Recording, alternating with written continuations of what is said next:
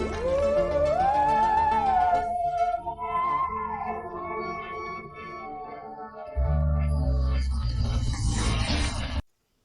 To the Tar education friends. Tar education के daily current affairs class में मैं प्रकाश कुमार आप सभी का स्वागत करता हूं।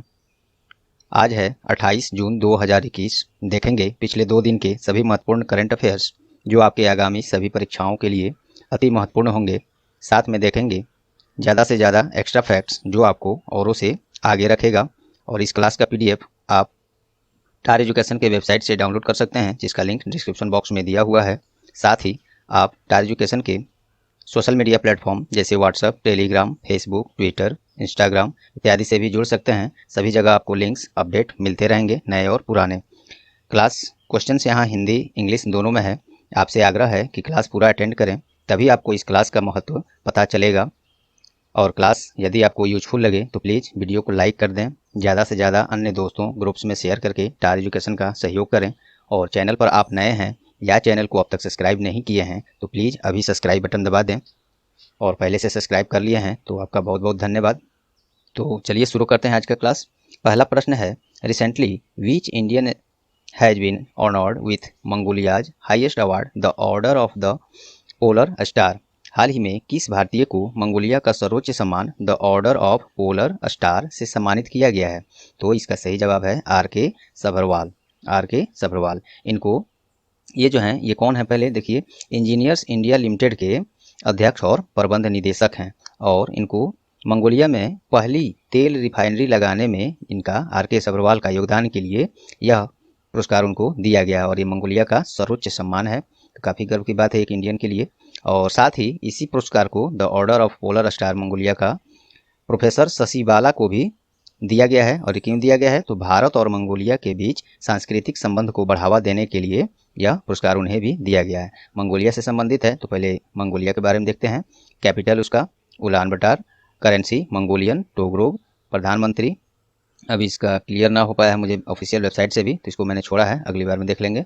प्रेसिडेंट उखना खुरेल सुख, और ये हाल ही में बनाए गए हैं। आप लोग को कुछ ही दिन पहले ये न्यूज़ में मिला होगा करंट अफेयर क्लास में ही। अब चलिए बाकी ऑप्शन देखते हैं। ख्याति नरवणे, इनको हाल ही में World Book of Records London द्वारा सर्टिफिकेट ऑफ कमिटमेंट्स से पुरस्कृत सम्मानित किया गया था। और यह Telangana Chamber of Commerce and Industry के CEO हैं।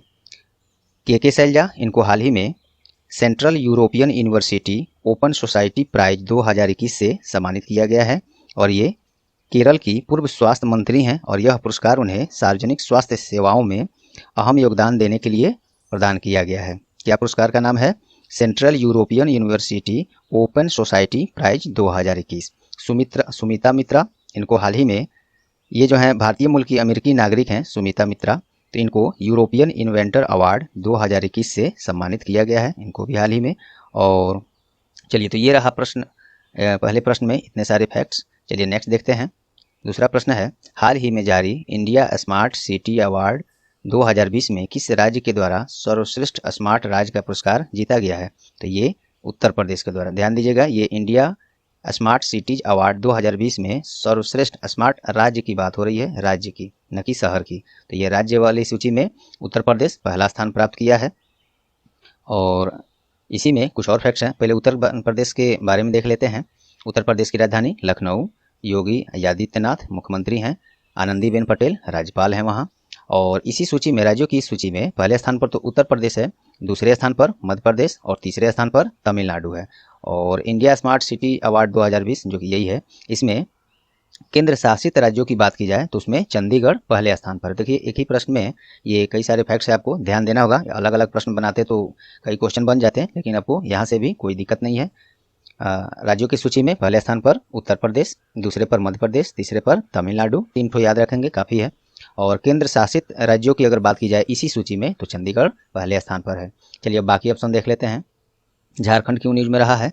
तो हाल ही में स्मार्ट सिटीज प्रोजेक्ट को इम्प्लीमेंट करने में पहला स्थान प्राप्त किया है ये झारखंड सरकार ने, और राजस्थान दूसरे स्थान पर उसी में। और मध्य प्रदेश क्यों न्यूज में है? ये हाल ही में एनीमिया मुक्त भारत इंडेक्स में शीर्ष स्थान प्राप्त किया है मध्य प्रदेश। कर्नाटक क्यों? तो आयुष्मान भारत योजना के अंतर्गत हेल्थ एंड वेलनेस सेंटर स्थापित करने में पहला स्थान कर्नाटक द्वारा प्राप्त किया गया है। चलिए नेक्स्ट देखते हैं। तीसरा प्रश्न है, हाल ही में जारी इंडिया स्मार्ट सिटीज अवार्ड 2020 में किस शहर ने, यहाँ शहर की बात हो रही है, ऊपर वाले प्रश्न में राज्य की बात हो रही थी, यहाँ शहर, तो किस शहर के द्वारा सर्वश्रेष्ठ स्मार्ट शहर का पुरस्कार जीता गया? तो ये हर साल इंदौर तो जीतता ही था, इस बार सूरत और इंदौर दोनों संयुक्त रूप से इस सूची में टॉप किए हैं। और इंडिया स्मार्ट सिटी अवार्ड 2020 में केंद्र शासित राज्यों की सूची में चंडीगढ़ पहला स्थान पर है, जो कि मैंने ऊपर चर्चा किया था। तो ये ऊपर वाले प्रश्न से ही रिलेटेड था, केवल फर्क इतना था कि ऊपर वाले में राज्य की बात हो रही थी और यहाँ पे शहर की बात हो रही थी, तो इसमें ऑप्शन मैंने नहीं रखा है। चलिए नेक्स्ट देखते हैं। अगला प्रश्न है, हाल ही में कौन सा राज्य भारत का पहला रेबीज मुक्त राज्य बन गया है? तो इसका सही जवाब है गोवा। गोवा के बारे में देखते हैं। गोवा की राजधानी पणजी, मुख्यमंत्री प्रमोद सावंत, गवर्नर भगत सिंह कोश्यारी। चलिए, और ये रेबीज मुक्त जो कि पशुओं के काटने से, खासकर ये कुत्ता हुआ और चूहा हुआ, इन सभी के काटने से रेबीज बीमारी होती है, तो उसी से पिछले 3 साल में देखा गया है कि गोवा में एक भी केस नहीं मिला है। तो गोवा सरकार ने अपने राज्य को रेबीज मुक्त राज्य घोषित कर दिया और ये ऐसा घोषणा करने वाला भारत का पहला राज्य हो गया। तो ये पहला शब्द लग गया, तो ये काफ़ी इंपॉर्टेंट है, तो गोवा है। चलिए बाकी ऑप्शन देखते हैं। असम क्यों न्यूज में रहा है?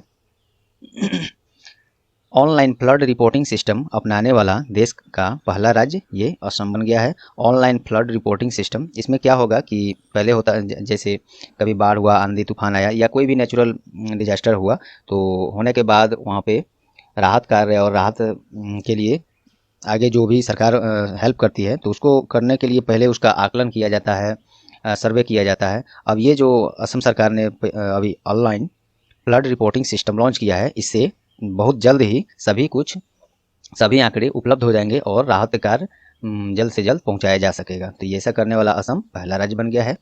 और जम्मू कश्मीर, कोविड-19 से प्रभावित परिवार को मासिक और वार्षिक आर्थिक सहायता देने वाला पहला केंद्र शासित प्रदेश ये जम्मू कश्मीर बन गया है। अन्य राज्य भी बहुत हो गए हैं, लेकिन केंद्र शासित में बात किया जाए तो ये जम्मू कश्मीर पहला राज्य हो गया है केंद्र शासित प्रदेश में। सिक्किम, हाल ही में भारतीय सेना ने green solar energy harnessing plant का उद्घाटन सिक्किम में ही किया है और ये भारतीय सेना का ये और सिक्किम में पहला ऐसा प्रोजेक्ट है। Green solar energy harnessing plant Sikkim में भारतीय सेना ने किया। चलिए नेक्स्ट देखते हैं। हाल ही में नशीली दवाओं के दुरुपयोग और अवैध तस्करी के खिलाफ अंतर्राष्ट्रीय दिवस किस दिन मनाया गया? तो ये 26 जून को मनाया गया है। थीम रहा था share drug facts to save lives. अब चलिए बाकी ऑप्शन देखते हैं। 14 जून को हाल ही में क्या हुआ? तो 14 जून को विश्व रक्तदाता दिवस हाल ही में मनाया गया है।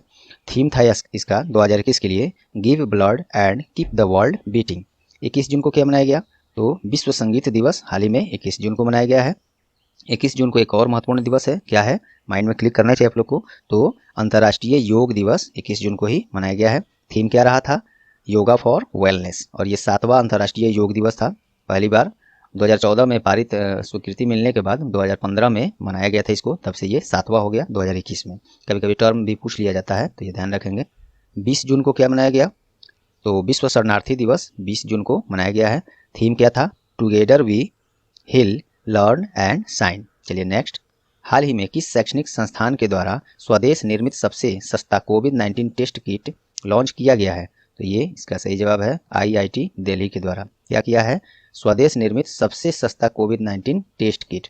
इसमें मात्र 50 रुपये का खर्च करके कोविड-19 का नेगेटिव पॉजिटिव ये पता लगाया जा सकेगा। तो ये बनाया है IIT दिल्ली के द्वारा। अब बाकी ऑप्शन देख लेते हैं। IIT मद्रास भी हाल ही में न्यूज में रहा है।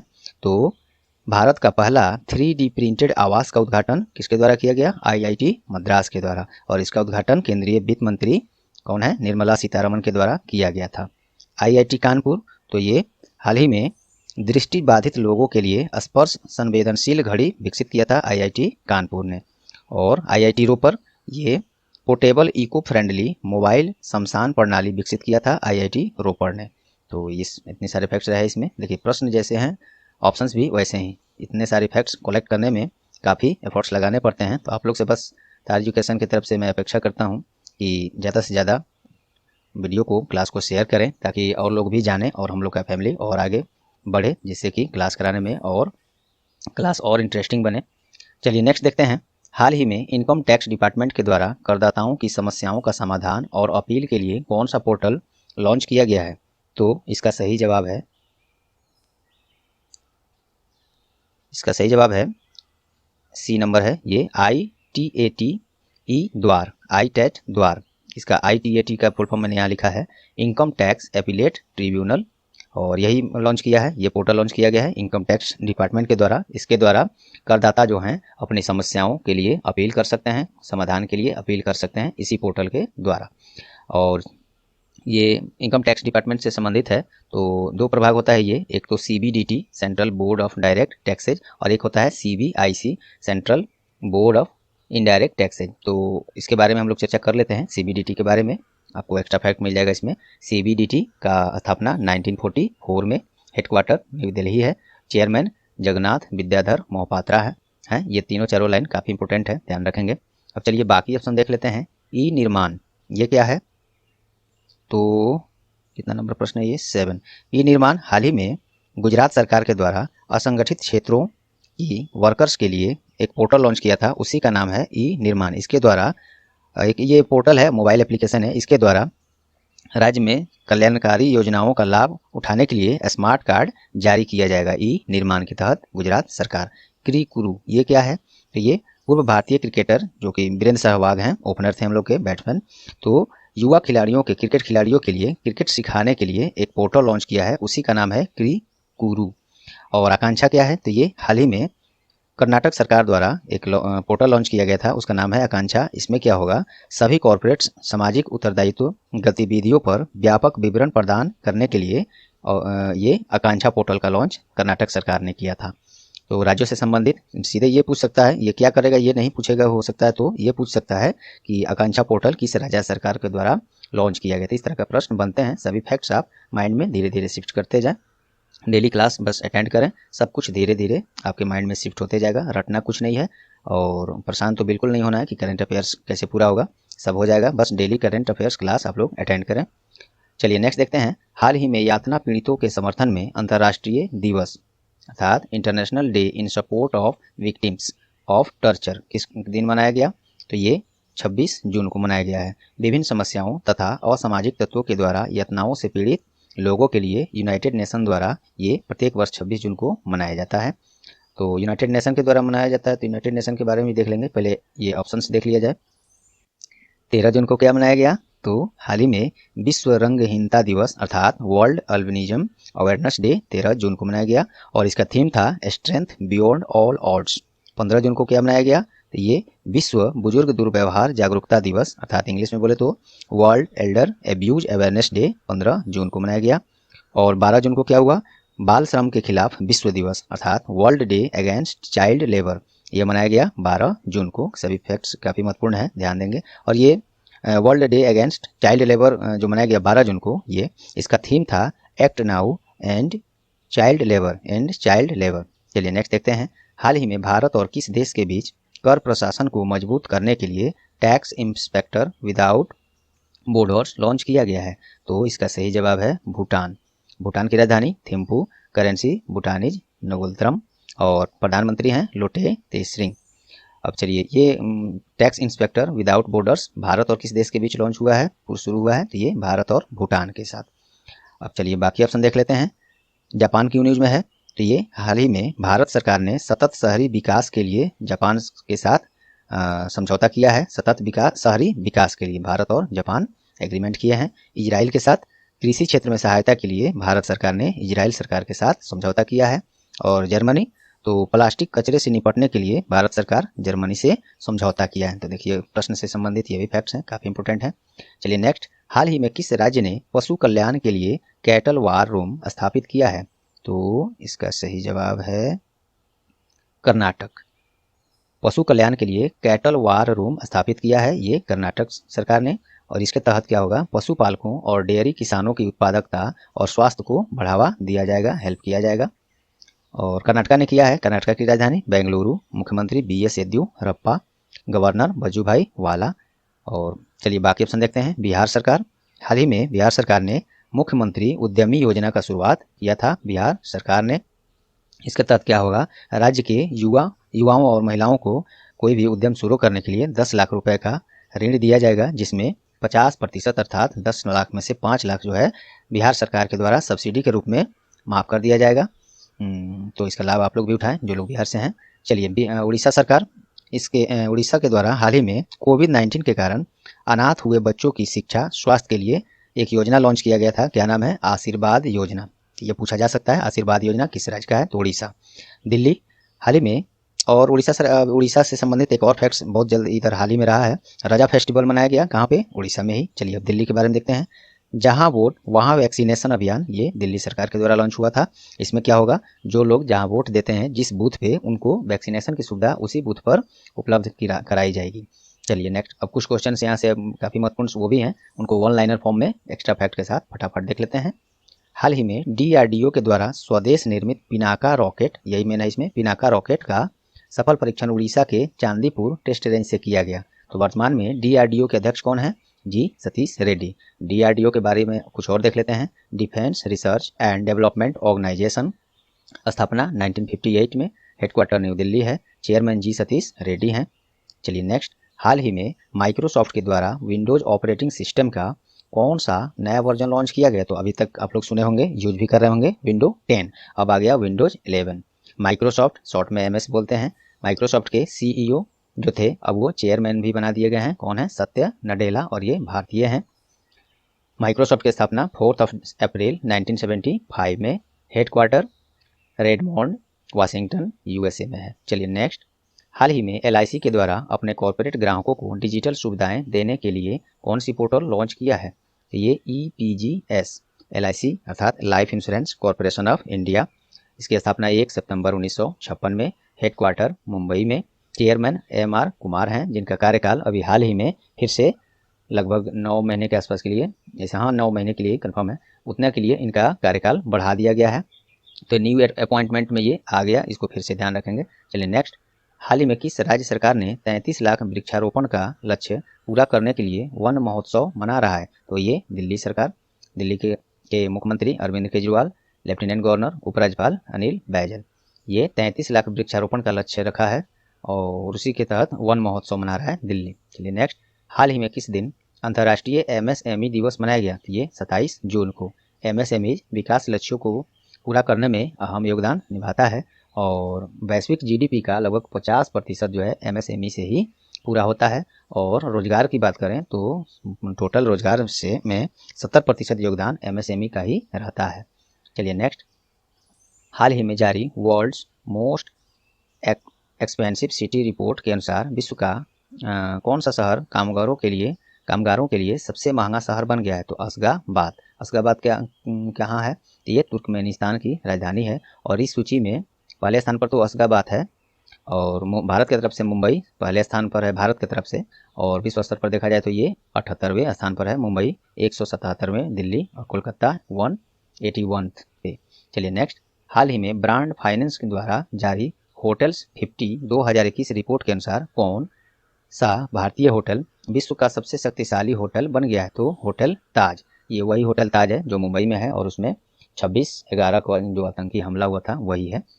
चलिए नेक्स्ट देखते हैं, हाल ही में प्रधानमंत्री श्री नरेंद्र मोदी के द्वारा जैन गार्डन का उद्घाटन कहाँ किया गया है? अहमदाबाद में। अहमदाबाद, ये मोदी जी जो हैं एक्चुअली जब गुजरात की यात्रा पर थे, वहीं पे यात्रा के दौरान जैन गार्डन और कैजन एकेडमी का उद्घाटन किया, जो भारत और जापान के रिश्तों को मजबूत करने के लिए कला और संस्कृति को बढ़ावा देगा।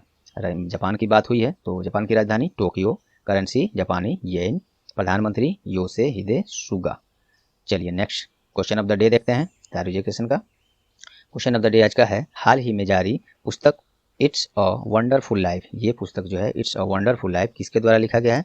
4 ऑप्शन है, इसका जवाब आप लोग कमेंट बॉक्स में जरूर दें। इसको कराया जा चुका है, साथ में आपका कोई सुझाव है तो वो भी कमेंट में ज़रूर दें। तो चलिए दोस्तों, उम्मीद करता हूँ ये क्लास आप लोग को परीक्षा उपयोगी लगी होंगी। यदि हाँ तो प्लीज़ वीडियो को लाइक कर दें, ज़्यादा से ज़्यादा दोस्तों ग्रुप्स में शेयर करके हायर एजुकेशन का सहयोग करें। और चैनल पर आप नए हैं या चैनल को अब तक सब्सक्राइब नहीं किए हैं तो अभी सब्सक्राइब बटन दबा दीजिए, और पहले से सब्सक्राइब कर लिए हैं तो आपका बहुत बहुत धन्यवाद। और बेल आइकन भी दबा दें जिससे आपको आगे आने वाले सभी महत्वपूर्ण क्लास के नोटिफिकेशन सबसे पहले मिले। तो चलिए, ये रहा आज का क्लास।